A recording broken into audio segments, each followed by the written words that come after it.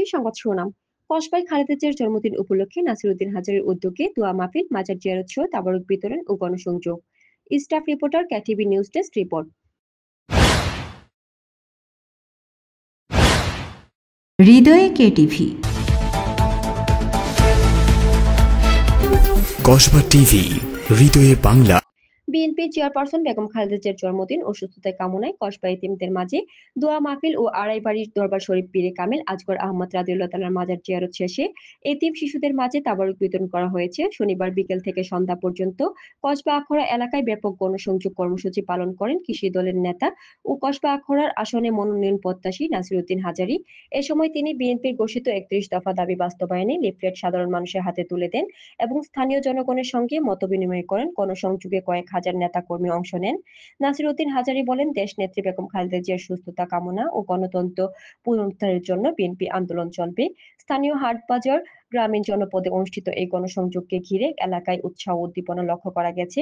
এই সময় সাথে ছিলেন মোহাম্মদ জাফর ইকবাল হাজারী, সিনিয়র সহসভাপতি, চট্টগ্রামস্থ আখড়া সমিতি, ইয়াসিন আরাফাত, সাবেক আহ্বায়ক, আখড়া উপজেলার নবীন দল, লুৎফুর আমিন ভূঁইয়া, সাবেক যুগ্ম সাধারণ সম্পাদক, আখড়া উপজেলা ছাত্রদল, আরিফ মিয়া সভাপতি, ব্রাহ্মণবাড়িয়া জেলা তাঁতি দল, হেলাল উদ্দিন সাবেক সভাপতি, কসবা পৌর নবীন দল, সোহেল চৌধুরী সভাপতি, আখড়া উপজেলা নবীন দল ও যুগ্ম আহ্বায়ক উপজেলা ছাত্র দল, মামুন মিয়া সাবেক আখড়া উপজেলার ছাত্র দলের নেতা, এমদাদুল হক আহ্বায়ক, কসবা উপজেলা তাঁতি দল, বাসির আহমেদ সদস্য সচিব, কসবা উপজেলা তাঁতি দলের হানিফ মিয়া যুগ্ম যোগাযোগ বিষয়ক সম্পাদক, কেন্দ্রীয় নবীন দল নূর আলম, দরখার ১ নং ওয়ার্ড সাবেক যুব দলের সভাপতি নাজমুল মিয়া, সাবেক সভাপতি, কসবা উপজেলা দেশপ্রেমিক দল, মাসুম ভূঁইয়া সাবেক সাংগঠনিক সম্পাদক, আখড়া উপজেলার নবীন দল, রুবেল মিয়া যুগ্ম আহ্বায়ক, কসবা উপজেলার তাঁতি দল, আমির হোসেন যুগ্ম আহ্বায়ক, কসবা উপজেলার তাঁতি দল, কালাম মিয়া সাংগঠনিক সম্পাদক, আমরা বিএনপি পরিবার হাজারীবাই সমর্থক গোষ্ঠী, নজরুল ইসলাম ভুট্টু সদস্য, আমরা বিএনপি পরিবার হাজারীবাই সমর্থক গোষ্ঠী,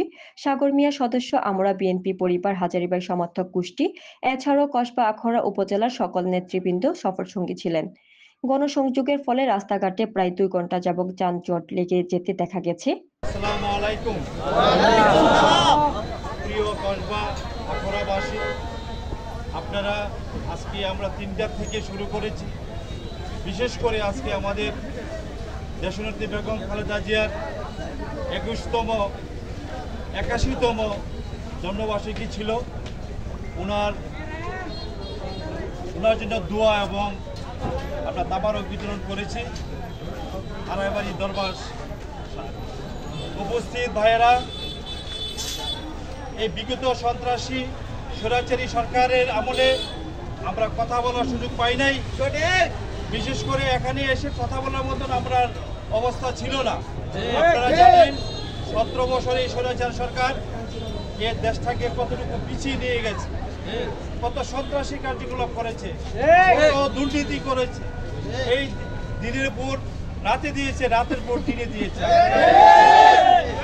আজকে আমরা এখন সময় হয়েছে, আমরা এই সাধারণ জনগণকে নিয়ে আমরা আগামী সংসদ নির্বাচনে আমরা অবশ্যই কসবা আখড়া অনেক প্রার্থী থাকতে পারে। বিগত দিনের আমি অনেক আগের থেকেই বলবো, আমাদের একসময় এমপি ছিল আমাদের আব্দু ভাই, আগে ছিল সিরাজুল ইসলাম সাহেব ছিলেন, আব্দু ভাই ছিলেন, ইয়ালি সাহেব ছিলেন, মুশফির রহমান সাহেব ছিলেন। আপনারা কসবা আখড়া প্রার্থী বাছাই করার ক্ষমতা এবং আপনাদের অবশ্যই আপনাদের সেই অভিজ্ঞতা আছে। দুর্দিনে কে মাঠে ছিল, কে কাজ করেছে। এই ১৭ বছর কসবা আখড়া যতটুকুই পেরেছি, এই দুঃশাসনের পরেও আমি কসবা আখড়া প্রত্যেকটি এলাকা আনাচে কানাচে সোশ্যাল ব্যানার ফেস্টুন লাগিয়েছি। এটা আসলে এটা কিন্তু কেউ সাহস করে নাই। আমি ছিলাম একমাত্র জনগণের পাশে। আমি আশা করব আগামী ফেব্রুয়ারিতে যে নির্বাচন হবে, এই নির্বাচনে সঠিক মূল্যায়ন করবে এবং আমাদের আগামী দিনের দেশনায়ক জননেতা ভারপ্রাপ্ত চেয়ারম্যান তারেক রহমান সাহেব এই অল্প দিনের মধ্যে চলে আসবে, ১-২ মাসের মধ্যে চলে আসবে। উনি এসে আমাদের বাংলাদেশে প্রত্যেকটি এলাকা উনি খবর নিবে। এমনও ওনার কাছে খবর আছে, উনি এবং আমাদের দলীয় যারা আছেন স্থায়ী কমিটি সবাই মিলে যে সিদ্ধান্ত দিবে, যাকে মনোনয়ন দিবে তার পক্ষে আমরা ইনশাআল্লাহ কাজ করব। আমি আজকে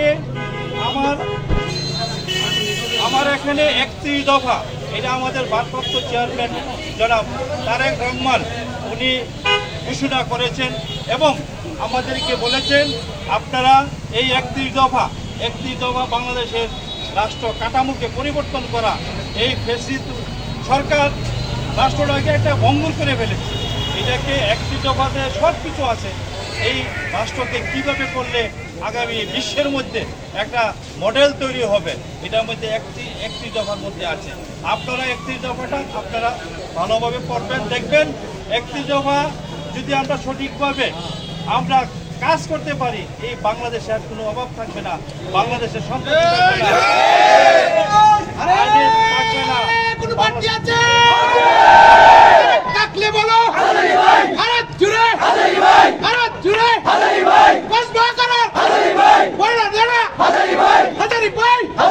হৃদয়ে কেটিভি। কসবা টিভির সংবাদের সাথে থাকার জন্য ধন্যবাদ জানাচ্ছি। পরবর্তী সংবাদ পেতে আমাদের চ্যানেলটি সাবস্ক্রাইব করে রাখুন। হৃদয়ে কেটিভি।